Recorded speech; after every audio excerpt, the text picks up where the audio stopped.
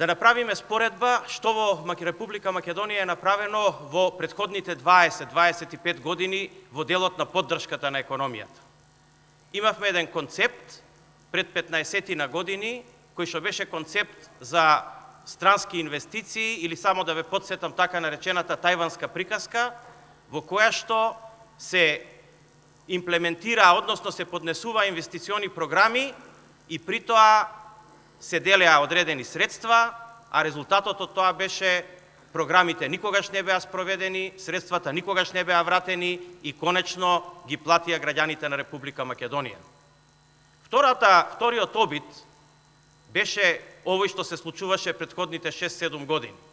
Тоа беше детерминиран обид да се помогне на странски инвеститори во кој што се направи одреден исчекор и има одредени резултати, но ние мораме да ги кажеме транспарентно аргументите и бројките. А бројките се следните.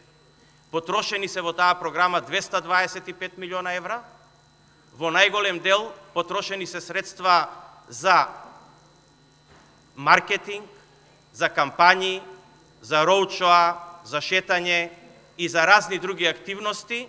Во еден добар дел се потрошени и корисно за правење на бесцарински технолошки и индустријски развојни зони, меѓутоа резултатот е поддржани се само 23 компании, од тие 23 компании само 19 работат во моментов, иако се правеше пиар и слика во јавноста дека станува збор за многу компании, дека станува збор за многу вработувања, дека станува збор за една масовна акција. Не, вистината е 23 компании, од кои 19 активни.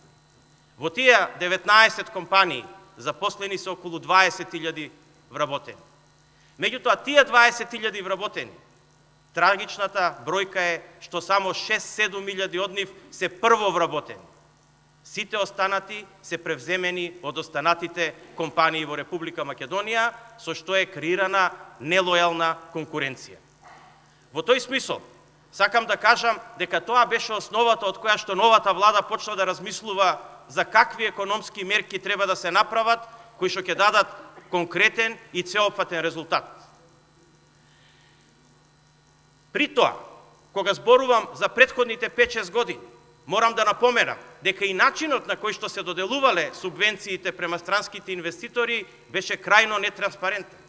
Тоа беше начин кој што беше дискреционен како право на министрите за странски инвестиции и како влада, на затворени седници на влада, да носат одредени бенефиции кои што биле различни за сите компании.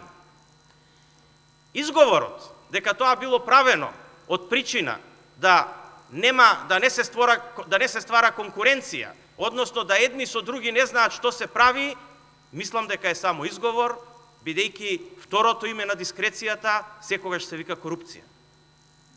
Затоа, тоа беа основите од кои што ние тргнавме во размислување на креирање на новите мерки. Што се новите мерки? Тоа беше прашањето и ќе се задржам на нив најмногу.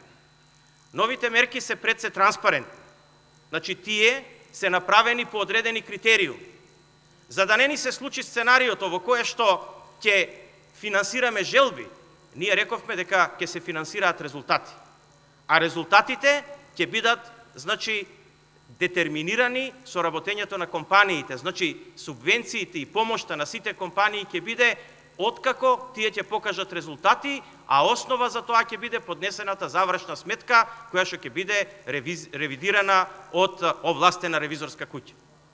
Тоа ќе биде доволна потврда дека компанијата направила веќе одреден резултат и од тука натаму ќе добие право да биде поддржана.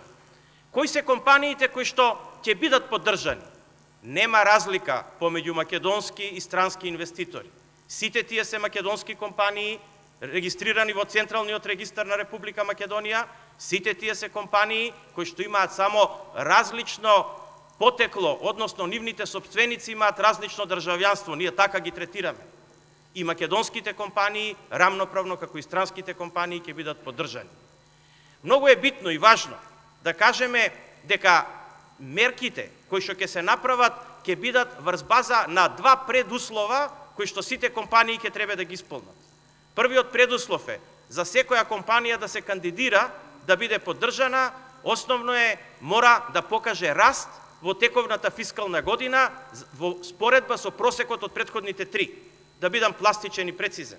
Значи, завршната сметка што ќе ја дадат во февруар месец за 2017 година, доколку во 2017 година прикажат пораст на приходите, не на профитот, на приходите, во споредба со 16, 15 и 14 просек, таа компанија го исполнила првиот предуслов и вториот предуслов да не го намалува бројот на вработени.